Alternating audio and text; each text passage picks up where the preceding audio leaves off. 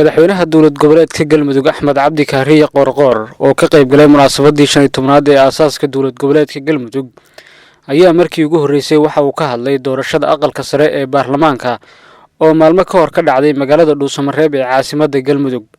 madaxweyne qoorqoor ayaa markii hore u hambalyeeyay sanataradii aqalka sare ee ku soo baxay doorashadii ka dhacday galmudug, isla markaasna waxa uu sheegay in doorashadii dhacday ay ahayd mid dadban oo hore loogu heshiiyey. waxa uu dhaliil u jeediyay dad siyaasiyiin ah oo wax ka sheegay qaabka loo xulay doorashada, isagoona carabka ku dhuftay in dalka uu galay doorasho dadban oo lagu heshiiyey, waxaana uu xusay in loo socdo doorasho qof iyo cod ah. marka kuwa sixun wuxuu sheegaa oo horumarka iyo sharafta iyo meesha ay galmudug marayso si wax u fahamsan oo xumaano si ugu jirto, waxaan leenahay ilaahay ha soo hanuuniyo dalkooda iyo dadkoodana ha tuso kuwa reer galmudug ahayna taaka Soomaaliya ka mid ah waa isku mid meeshii horumar gaarta la jeclo wanaag kuna farax ha ka xumaani. Soomaaliya meeshii haday taaka ka mid dib ka jiro dib baa ka wada jira. sidaa darteed qof kasta waxaan leenahay dhammaanteen tallaabtii hore loo qaado iyo maamulkii wax u qabsoomaan iyo kii horumar gaara iyo hoggaankii wax fiican keena aan isu wada gacan siino, aan isku wada taageerno. Soomaalida wixii naga dhumay waxaa loo eersadaa wax badan, qalbi xumaa ka mida, si xun wax u sheegaa ka mida, khayrka inay waddankooda khayrkiisa sheegaan inay kadib dhacaan baa ka mida. waddankanaga guud ahaan waxaan dardaarmaynaa inaan khayrkiisa, wanaaggiisa, horumarkiisa sheegno. cid kasta ama qof kasta ama koox kasta oo xumaan ku hawlanna si wada jira looga hor yimaado.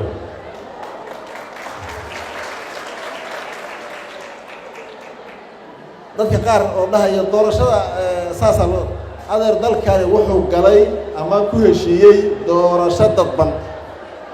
markaan doorasho qof iyo cod gaarno allahna gaarsiiyo oo socon maadii alla idin haddaadan adigu kursi ka helin ama mid aad rabtay kursi ka soo helinna in xumaan dhacday macnaheedu ma ahan hore u soconno.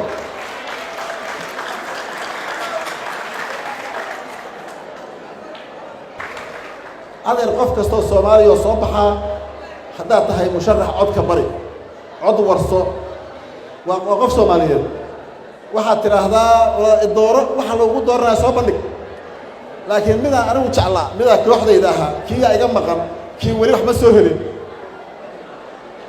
walaalaha dhammaantood ama intii waxaas gashay waxaan leenahay walaal ku dulqaado dalka doorashada uu ku heshiiyey. si xun wax u sheegna ha noqonin, meeshii lagu tartami jiray xumaanta waa laga soo gudbay. wanaagga aad soo bandhigtaa lagu dooranaya ha lagu dooranaya sax waxaan u sheegto. sabarkaaga, dulqaadkaaga, hoggaankaaga, horusocodkaaga intaasaa la fiirinaya. ma kaa fiirinaya dadka Soomaaliyeed, xumaan kaa fiirimayaan. marka waxaan leenahay intii soo baxday sanataradii golaha aqalka sare dhammaantood meel kasta ka soo baxeen waxaan leenahay hambaliyo mas-uuliyaddiinana gudta si hufan oo xulasho iyo dalka inaad u qaalimeertaan leh u gudta haddii la yiraahdo. dadka Soomaaliyeedna waxaan leenahay doorashadaas dadban iyada ah ha la isugu wada sabro. axmed cabdi kaariye qoorqoor oo hadalkan ka jeediyay munaasabadda 15 sano guuradii ka soo wareegatay aasaaska dowlad goboleedka galmudug oo xalay lagu qabtay dhuusamareeb ayaa waxa uu ku soo beegmayaa xilli siyaasiyiin badan ay dhaliileen qaabka loo qabtay doorashada aqalka sare ee baarlamaanka Soomaaliya qaybta galmudug. cabdiqani boos SBC. abka Dahab Plus iyo casriyeynta adeegyada shirkadda Dahab Shell. Dahab Plus oo kuu fududeynaya isla markaasina kuu koobaya dhammaan baahiyaha adeeg ee eDahab, Dahab Pay iyo adeegyada shirkadda Somtel. markasta iyo mar kastaba ku isticmaal applicationka Dahab Plus.